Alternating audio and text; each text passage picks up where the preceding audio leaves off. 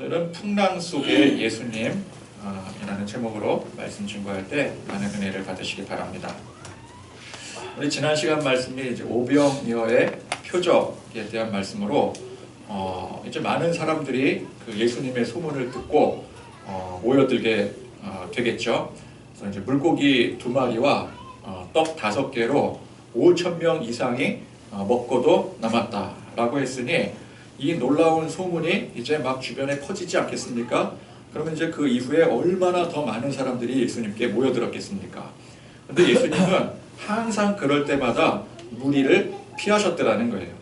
보통은 이제 물 들어올 때 노저을 하고 뭔가 이렇게 이제 뭐 인기가 생겼을 때나 어떤 성공을 했을 때 그것을 이용을 해서 야 이때다 이때 해야 된다. 그래서 이제 바짝 당겨서 큰 일을 하려고 할 텐데 예수님은 그 반대셨더라는 거예요. 그런 인기나 세상 영광을 취하지 않으셨더라는 것입니다. 예수님은 오히려 이를 위기로 여기셨습니다. 그래서 항상 그럴 때마다 자리를 피하셔서 기도하셨더라는 거예요. 멀쩡했던 사람도 성공과 권력의 맛을 보게 되면 타락하게 됩니다. 그러니까 우리 믿는 사람들은 이거를 철저히 경계를 해야 돼요. 나는 괜찮다고 생각할지도 모릅니다. 나는 나에게 부와 명예가 주어졌을 때 나는 막 그 쉽게 타락하고 쉽게 욕망에 물드는 그런 사람들과 나는 달라. 나는 하나님이 보호해 주시는 사람이야. 그래서 나는 그거를 다르게 다른 사람들과는 다르게 정말 훌륭하게 잘 활용할 자신이 있어. 그러면서 우리가 이제 하나님 앞에 무엇을 구해요? 부와 명예를 구하게 되죠. 그리고 뭐라 그래요? 하나님 저한테 이 부와 명예를 주시면 제가 정말 잘 사용해서 하나님 나라 확장하는데 큰 이바지를 하겠습니다. 또 나는 잘할 줄 안다고 생각을 하거든요. 근데 여러분 그게 되겠습니까? 그건 내 바람일 뿐 그건 사실 되지를 않아요. 예수님도 그 자리를 일부러 피하셨더라는 것입니다. 그러니까 그 누구도 나는 괜찮다고 나는 다른 사람과 다르다고 나는 잘할 자신이 있다고 장담할 수가 없는 거예요. 그래서 말씀에서도 높은 자리에 올랐거든 당장 어떻게 하라고요? 낮은 자리로 가라. 낮아져라. 말씀하고 있는 거예요. 예수님은 그 본을 우리에게 철저히 보이셨습니다. 예수님은 항상 낮은 자리로 가셨어요. 그러니까 우리가 예수님을 따르고 예수님을 본받으려면 우리도 똑같이 예수님처럼 낮은 자리로 가야 돼요. 조금이라도 우리가 이제 뭐 이렇게 좀 뭔가를 했는데 누군가가 막 나를 높여줘요. 막 잘했어요. 막 칭찬해주고 은혜 받았어요. 그리고 또 좀 뭘 했더니 성공하고 세상에서 영광을 얻게 됩니다. 그러면 우리는 의도적으로라도 스스로를 쳐서라도 낮춰야 되는 거예요. 낮은 자리로 내려가야 되는 겁니다. 제일 좋은 방법이 무엇이겠습니까? 그 막 높아질 수 있는 그 자리를 우리가 떨쳐버리고 어디로 들어가야 돼요? 골방으로 들어가야 돼요. 사람들을 보면서 세상을 보면서 그 영광을 누리는 게 아니라 우리는 오직 하나님만 바라보며 예수님처럼 기도해야 되는 것입니다.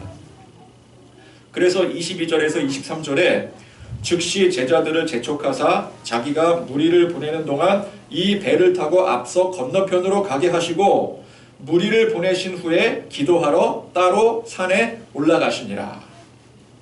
지금 상황은 물 들어왔으니까 노를 져야 되는 상황이거든요. 사실은 이럴 때일수록 큰 일을 더 폭발적으로 할 수 있는 상황임에도 불구하고 예수님께서는 무리를 피해서 기도하러 산에 올라가셨다는 거예요. 왜 재촉을 해서 제자들을 먼저 보냈겠습니까? 제자들 중요한 일 무슨 시키느라고 저쪽에 건너가면 굉장히 중요한 일인데 너희들 그거부터 해라. 그래서 재촉하신 게 아니에요.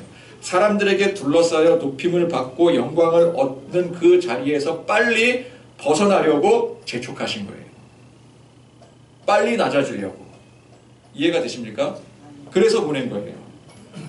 그리고 예수님께서 이제 홀로 산에 오르셔서 기도를 하던 중에 날이 저물게 되었는데 날씨가 이상하게 꾸물꾸물 이렇게 막 요동을 치더니만 거센 바람이 몰아치며 이 폭우가 쏟아지게 되는 것이었습니다. 갈릴리는 원래 호수입니다. 호수예요. 그런데 그 규모가 굉장히 커서 마치 바다와 같았습니다. 날씨가 좋을 때는 잔잔한 호수 그 자체인데 날씨가 궂을 때는 풍랑이 이는 거친 바다와 똑같았습니다. 제자들이 탄 배가 이제 갈릴리를 건너고 있는 상황에서 거센 풍랑을 만나게 된 거예요. 그 밤에. 예수님의 제자들 중에 뱃사람들이 많이 있습니다. 그죠? 그런데 그 뱃사람들도 속수무책일 정도로 풍랑이 거셌더라는 것이죠. 죽을 위기인 것입니다. 그러니까 예수님께서 그걸 아시고 제자들에게 돌아가기로 하셨어요. 원래는 이제 먼저 가게 하시고 충분히 기도한 후에 이제 돌아서 나중에 만나기로 하셨는데 풍랑이 있는 것을 보시고 제자들에게 돌아가서 제자들에게 돌아가시는 이유가 뭐예요? 그들을 그 풍랑에서 구원하시기 위해서 돌아가시는 거예요. 자, 그런데 사실 예수님은 굳이 가실 필요가 없으세요. 그죠? 그냥 명령만 내리시면 풍랑이 알아서 잠잠해지는 겁니다. 바람과 바다를 잠잠케 하시는 분이 누구세요? 그분이 예수님이세요. 그러면 굳이 제자들에게 가지 않으셔도 그냥 바람과 바다를 말씀으로만 잠잠케 하시면 제자들은 무사히 건너갈 것이고 예수님은 일정대로 기도에 집중하시면 되는 거예요. 그러나 예수님은 친히 제자들에게 가시기로 결정하셨더라는 것이죠. 그러니까 우리 주님은 우리가 위기 가운데 있을 때 혹은 고난 가운데 있을 때 이와 같이 직접 찾아오셔서 친히 우리를 어루만져 주시고 위로해 주시고 격려해 주시고 해결해 주시는 분이십니다. 여러분, 우리 안에 은혜가 충만할 때 성령님이 지금 내 곁에 계심을 느끼잖아요. 그렇지 않습니까? 그러니까 아주 먼 곳에서 우리가 전혀 닿을 수 없는 어떤 곳에서 능력을 원격으로 쏴주시는 게 아니라 직접 우리 곁에 찾아와 주시는 거예요. 그렇게 굳이 우리에게 오셔서 은혜를 베풀어 주시는 이유는 무엇입니까? 우리가 하나님의 사랑하는 자녀이기 때문에 그래요. 이제 대학에 가서 멀리서 자취하거나 이제 하숙하며 사는 그런 자녀가 어느 날 전화가 왔는데 막 감기 몸살에 오늘 아프다. 그래서 좀 약 먹고 지금 누워 있다. 그럴 때 부모가 뭐라 그래요? 그래, 약 먹었으니까 금방 날 거다. 혹은 돈 붙일 테니까 병원 가라. 그러겠습니까? 부모는 그날 밤길을 운전을 해서 직접 찾아가서 그 자녀를 살피게 되는 거예요. 예수님은 제자들을 진심으로 사랑하셨습니다. 그래서 하시던 모든 일을 멈추고 제자들에게 직접 가신 거예요. 자, 그런데 지금 상황이 어떤 상황이라고요? 풍랑이 몹시 거세게 이는 그런 상황에서 지금 제자들은 바다 한가운데 표류되어 있습니다. 그럼 이 바다 한가운데 있는 제자들에게 어떻게 가겠습니까? 배를 대서 간다고 해봤자 쫓아가지도 못할 뿐더러 배를 대지도 못할 거예요. 접근도 못할 겁니다. 그래서 이건 방법이 없어요. 그냥 육지에서 기다리는 수밖에 없어요. 기도하면서 기다려야 되는 상황이에요. 그러나 예수님께서 지금 내가 제자들에게 가야 되겠다 라고 결정하셨으면 그게 되는 거예요. 그럼 이제 어떻게 가시겠습니까? 예수님께서 막 수영을 해서 가시겠습니까? 기다려라 제자들아, 내가 가서 구해줄게. 그러면서 열심히 헤엄쳐서 개 헤엄쳐가지고 가는 거 한번 상상을 해보세요. 예수님은 그럴 필요가 없으시죠. 그 무섭게 풍랑이 있는 바다 위를 직접 걸어서 가셨어요. 걸어서. 여러분, 사람이 물 위를 걸을 수 있습니까? 걸을 수 있어요. 논리적으로 가능해요.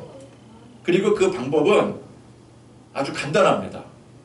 자, 우리가 이제 물 위에 오른 다리를 먼저 물 위에 이제 올려요. 그런 다음에 그 오른 다리가 빠지기 전에 왼쪽 다리를 얼른 옮겨요. 그리고 그 왼쪽 다리가 빠지기 전에 얼른 오른쪽 발을 올리는 거죠. 그러면 그렇게 이제 어떻게 가요? 발발발발발발 달고 가는 거예요. 그럼 물에 빠지지 않을 수 있어요. 그죠? 빠지기 전에 디디면 되잖아요. 그 발발발의 그 속도가 문제지 정 안 되면 부스터 달고 가면 됩니다. 그죠? 근데 우리야 머리로 생각할 때 그렇게 가면 혹시 갈 수 있지 않을까 생각하겠지만 예수님께서 정말 그렇게 바람돌이 소닉처럼 그렇게 달리셨겠습니까? 채통 없게. 예수님은 천천히 느긋이 바다 위를 걸어가시는 거예요. 그럼 어느 세월에 도착을 하겠어요? 그러니까 이 물리법칙이 무시되는 거예요. 여기서 예수님은 분명히 천천히 걸어가시는데 순식간에 그 제자들의 배가 있는 곳에 도착을 하게 되는 거죠. 그러니까 천천히 느긋이 걷는데 수면이 뒤로 그냥 쫙쫙쫙쫙 밀리는 거예요. 그런 거 한번 생각해 보셨습니까? 예수님이 과연 물 위를 어떻게 걸으셨을까? 천천히 걷는데 지면이 뒤로 막 물러나. 이 주법을 뭐라고 하는지 아십니까? 축지법이라고 하죠. 축지법. 그 축지법을 썼던 사람이 누구였어요? 삼국지에 제갈공명. 제갈공명의 축지법이 바로 여기서 나온 거예요. 제가 볼 때 이 제갈공명이 얼마나 똑똑한 사람이었습니까? 공부도 많이 했던 사람이거든요. 열심히 초야에 묻혀서 공부하고 있다가 유비가 찾아와 삼고 초려 끝에 데려간 사람, 모셔간 사람이 제갈공명이잖아요. 그럼 뭘 공부했겠어요? 뭐 천하에 뭐 기설한 기서들은 다 모아가지고 공부했겠죠. 그 중에 성경을 구했던 거야. 이 제갈공명이요. 그래서 오늘 말씀을 읽고 깊이 연구해서 이게 축지법이구나. 그래서 축지법을 터득한 거죠. 그 축지법이 바로 오늘 이 말씀에서부터 나온 겁니다. 자, 그렇게 이제 풍랑 속에서 예수님께서 친히 제자들을 찾아가시는데 풍랑을 만나서 죽을 고생을 하던 제자들 눈에 예수님께서 이제 다가오시잖아요. 그 밤에 그 풍랑이 있는데 그 바다를 건너 다가오는 그 형체가 유령, 귀신처럼 보이는 거예요. 근데 사실 그렇게 보이는 게 무리가 아닌 상황이기도 합니다. 그래서 이제 제자들이 뭐라 그래요? 귀신이다, 막 유령이다 그러면서 막 놀라서 막 무서워서 고함을 지르고 기절초풍하게 이르게 됩니다. 참 여러분 이게 지금 웃어야 될지 이게 울어야 될지 참 애매한 상황 아닌가요? 그 풍랑 속에서 사람 그림자가 물 위에 비춰오니 무서워서 놀라는 게 이게 무리가 아니긴 해도 예수님께서 친히 제자들이 걱정이 돼서 위로하고 격려하고 그 문제 해결해 주시기 위해서 오시는데 그걸 보고도 귀신이다, 유령이다 하는 게 물론 그 상황이 이해를 못할 것은 아니지만 이게 참 안타까운 장면이라는 것이죠. 여러분 세상이 그렇습니다. 예수님께서 이 세상에 죽어가는 불쌍한 사람들, 불쌍한 영혼들을 구원하시려고 십자가를 지시고 구원의 기쁜 소식을 우리에게 전해주셨는데 그 사람들은 어떻게 받아들여요? 경멸하고 부정하고 오히려 두려워하더라는 거예요. 우리가 나가서 이제 전도할 때 보통 사람들의 반응이 어떻습니까? 어떤 사람들은 점잖게 네 감사해요 하고 받아들이기도 하고 또 어떤 사람은 그냥 휙 하면서 됐어요 하면서 쌀쌀맞게 됐어요 이러면서 그냥 가는 사람들도 있어요. 근데 우리가 봤을 때는 야 웃으면서 받아주면 참 고맙다 저 사람이 열렬있나 보다 그러는데 속성은 똑같아요. 웃으며 받아주는 것이나 차갑게 거절해 주는 것이나 그 속성 똑같습니다. 그 본 속성은 뭐예요? 으악! 싫어! 저리 꺼져! 너나 가져! 이거예요. 근데 그거를 겉으로 표현은 못하겠으니 점잖게 네 수고하세요 그러면서 받아들이고 혹은 그냥 어느 정도는 내가 거절을 해야 되겠다 그래서 차갑게 거절하기도 하고 근데 속성은 뭐라고요? 꺼지라는 거예요. 꺼지라는 거. 너나 가지라는 거예요. 너나 가지세요. 너나 잘하세요. 이거예요. 기독교의 복음을 무슨 더러운 귀신 보듯이 하고 쓰레기 취급을 합니다. 그러니까 예수님께서 친히 오시는데 귀신이야. 풍랑의 저주야. 이러는 것과 똑같은 상황이라는 것이죠. 근데 그게 세상만 그렇습니까? 안 믿는 사람만 그렇습니까? 우리도 혹시 그러지 않습니까? 하나님께서 우리를 사랑하셔서 진정한 하늘의 축복을 내려주시는데 정작 우리는 그걸 부정하고 거부한다라는 거예요. 하나님께서 주시는 복을 하나님의 기준으로 생각하고 받을 생각을 하지 않고 세상 기준, 내 기준으로 받을 생각을 합니다. 그래서 하나님의 복은 저리 가, 세상 복은 이리 와. 이러고 있지 않은지요? 지금 제자들에게 예수님께서 오시는데 귀신이야 저리 가. 그래서 만약에 예수님께서 나보고 귀신이라 그래서 상처받으셔가지고 가라 그러면 내가 가야지 뭐 어떡하겠냐 그러고 예수님께서 돌아가시면 어떻게 돼요? 제자들 다 죽는 거예요. 하나님께서 우리에게 하나님 방식대로 은혜의 선물을 주시는데 그게 우리가 볼 땐 고난일 수도 있고 희생과 헌신일 수도 있습니다. 그래서 그런 거 다 필요 없고요. 하나님 저에게는 돈을 주시고요. 세상 유익을 달라고 그렇게 조르는데 만약에 하나님께서 그래 내가 주는 축복 너희 싫다 그러니까 그건 뭐 할 수 없고 네가 달라는 거 줄게. 너희가 달라는 거 줄게. 그래서 우리가 원하는 것을 달라는 대로 주신다면 우리는 어떻게 돼요? 그 순간 다 죽어버리는 거예요. 영이 죽는 거예요. 그래서 우리는 분별할 줄 알아야 됩니다. 누가 예수님이시고 누가 귀신인지, 무엇이 하나님의 복이고 무엇이 세상 복인지, 이걸 우리는 분명하게 분별할 줄 알아야 돼요. 자, 이 예수님의 제자들이 아무리 상황이 지금 풍랑이 일고 거센 풍랑이 일고 캄캄한 그 밤이라 할지라도 바다 위라 할지라도 그래도 그들이 진심으로 예수님을 믿고 소망했다면 그 순간 오시는 예수님을 어떻게 몰라보겠어요? 예수님께서 작정하시고 제자들을 구원하시기 위해서 오실 때는 그 예수님을 바라고 소망하기만 하면 딱 알아볼 수 있는 형상으로 오시게 되는 거예요. 우리가 은혜 충만할 때, 우리 안에 은혜가 넘쳐날 때 지금 내 곁에 성령님이 계심을 안다 그랬잖아요. 근데 그 성령님이 눈에 보입니까? 형상으로 보이십니까? 보여서 아는 게 아니에요. 세상 교만에 내 영이 어두워 있을 때, 내 영의 눈이 어두워 있을 때는 성령님이 내 곁에 오셔도 그걸 알아채리지를 못해요. 오히려 거부를 하게 됩니다. 그렇죠? 그러나 내 영이 하나님을 향해 온전히 고정이 되어 있을 때 아무리 풍랑과도 같은 그런 고난 속에서도 지금 내 옆에 성령님이 오셨다라는 사실을 알게 되는 거예요. 우리 주님은 언제나 우리가 위기 가운데 있을 때, 세상에서 고난당할 때 우리 곁에 친히 오십니다. 우리는 그 주님을 언제나 맞이할 준비가 되어 있어야 되는 거예요. 마지막 심판날에 주님이 오셔요. 근데 주님이 오시면 우리가 알아봐야죠. 알아보는 정도입니까? 기다리고 소망하는 가운데 예수님을 반갑게 맞이해야 되는 거예요. 그런데 그게 준비가 안 돼 있어요. 나는 지금 세상에 몰두하고 살고 있었어요. 교회는 다니지만, 예수 믿는다고 하지만, 신앙생활을 한다고 하지만 여전히 나는 세상 욕망에 빠져 살고 있어요. 그럴 때 예수님이 오시면 어떻게 합니까? 아직 오시면 안 됩니다. 그죠? 아직 준비가 안 돼 있습니다. 아직 제가 좀 할 일이 더 많아요. 내일 오시면 안 됩니까? 아니, 내일은 좀 그렇고, 좀 한 1년, 2년 있다가 오시죠. 왜 지금 오셔가지고 사람 곤란하게 만드십니까? 거부를 해버리는 거죠. 우린 준비가 되어 있어야 됩니다. 자, 그렇게 예수님을 이제 귀신이라고 요란 법석을 떠는 제자들에게 그래도 예수님께서는 실망하지 않으시고 이들을 안심시키셔요. 안심하라. 나니 두려워하지 말라. 그제서야 이제 제자들이 예수님인 줄을 알아보게 됐죠. 그 풍랑의 위기 속에, 삶에 죽을 것만 같은 고난 속에 예수님께서 친히 찾아오셨습니다. 그분이 예수님이신 줄 확실히 알았어요. 그러면 아무리 그것이 큰 위기나 고난 가운데 있다 할지라도 그 문제는 이미 다 끝난 거예요. 왜? 예수님이 오셨으니까. 예수님께서 하신 말씀, 안심하라. 나니 두려워하지 말라. 이 한마디 말씀이 갖는 힘이 이게 곧 권세인 것입니다. 이게 능력인 거예요.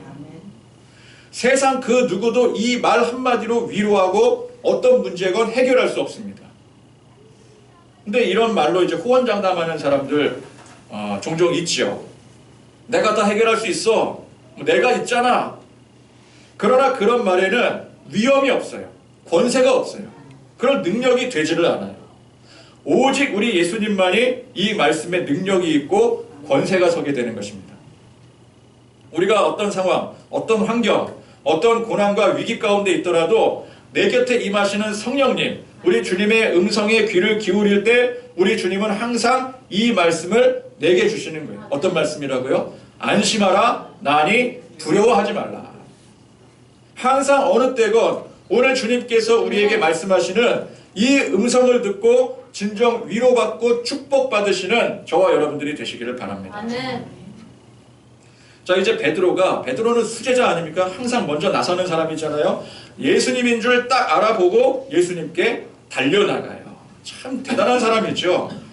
자, 베드로가 대답하여 이르되 주여 만일 주님이시거든 나를 명하사 물 위로 오라 하소서 하니 예수께서 오라 하시니 베드로가 배에서 얼른 뛰어 바다로 예수님을 향해 뛰어 달려가는 거예요. 눈 깜짝할 순간의 상황입니다. 베드로가 지금 예수님처럼 그 험한 풍랑이 있는 바다 위를 달려가고 있는 거예요. 이건 뭐 예수님은 걸어오시지만 베드로는 달려갔겠죠. 자, 그런데 달려가는 순간 베드로의 정신이 돌아왔어요. 정신을 차리고 보니까 자기가 지금 어디 있어요? 내가 지금 배 위에서 뭘 붙잡고 있어야 되는 상황인데 배에서 지금 뛰어내렸어요. 무슨 정신인지. 내가 미쳤지. 지금 풍랑이 무섭게 일고 있는데 자기가 지금 배에서 뛰어내려서 물 위에 있는 거예요. 그래서 그 순간에 허우적허우적대고 빠져들면서 주여 나를 구원하소서. 좀 블랙 코미디 합니까? 베드로가 이렇게 엉뚱하고 종잡을 수 없는 사람이에요. 일단 어부인데 수영을 못해요. 수영 못하는 어부 들어보셨습니까? 예수님께서 그런 베드로의 모습을 보시고 손을 내밀어 그를 붙잡아 구원해 주시거나 뭐라고 말씀하세요? 믿음이 작은 자여 왜 의심하였느냐 하시고 배에 오르시니 마침내 무섭게 이는 풍랑이 그치게 되고 거기 모인 모든 사람들이 이제 예수님이 오셨습니다. 예수님은 진짜 하나님의 아들이십니다. 이제 그러고 있는 장면이죠. 자, 이 장면에서 어떤 사람들은 야, 베드로가 무리를 걸었었는데 물속에 빠져들게 된 것이 믿음이 작아져서 그렇다라는 것을 착안을 해서 그럼 이제 어떻게 생각을 해요? 역으로 그럼 믿음이 좋으면 물속에 빠지지 않겠구나. 무리를 걸을 수 있겠구나.